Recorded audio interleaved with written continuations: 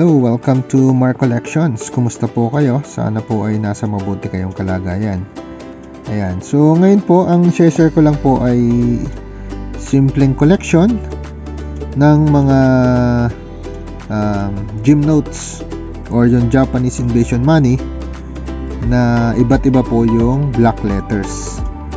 Ayan, ito po ay yung 1942 series na 1 centavo to 50 centavos. Yan. So, yung black letters po, ito po yung parang cereal na composed of 2 to 3 letters. Yan. Yan po. Dito po ay PH. Yan. Yan po yung black letter. So, ito po, share ko lang po itong na-collect ko na iba't ibang black letters. Yan. So, yung letter P nga po pala, yun ay kaya po P for ano po yun, Philippines, kasi Philippines. So, kaya lahat po ng gem notes ay na ginamit dito sa Pilipinas ay nag-start sa letter P. So, ito pong i-share ko sa inyo ay ito po yung 1942 series na 1 centavo to 50 centavos na gem notes. Ayan.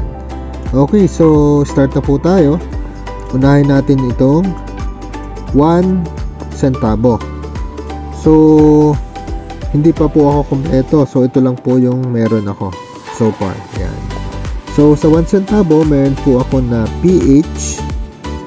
Then, meron po tayo na PK.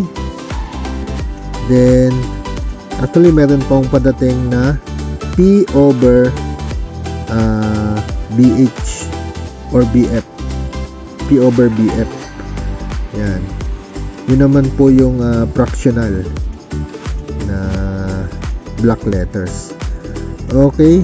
So, konti lang po yung meron ako sa 1 centavo. Then, dito na po tayo sa 5 centavos. So, meron po akong PA,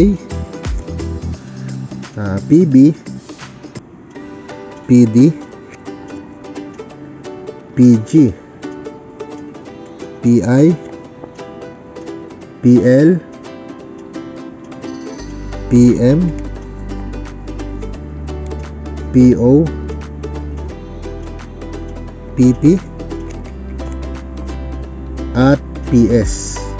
So medyo madami po yung na-collect ko na 5 centavos na different black letters.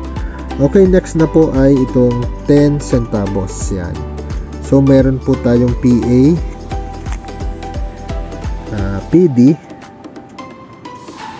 PF, PK, PL, PN, PR, PS, PT, PU, PB,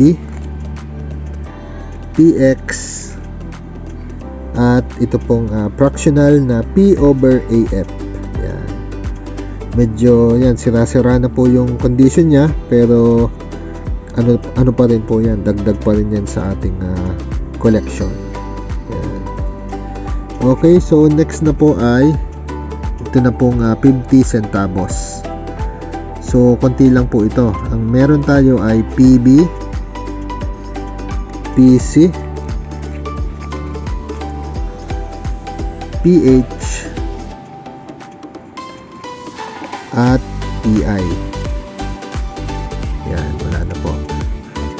So, yan po ang ating collection ng mga iba't ibang black letters na gem notes. Okay, so sino po sa inyo ang nagko-collect din ng ganito? Ayan, so pag po kasi ikaw ay collector, kung ano-ano na yung naisip mong i-collect. So, ayan, naisipan ko po na i-collect itong iba't ibang black letters. So, meron din po ba kayong collection na ganito? So, comment down below na lang po kung meron din kayo.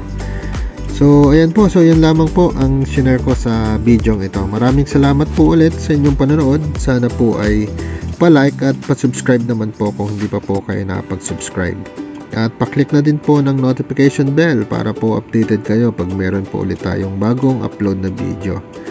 So muli po ay maraming salamat. Ingat po kayo palagi. God bless you po. Bye bye po.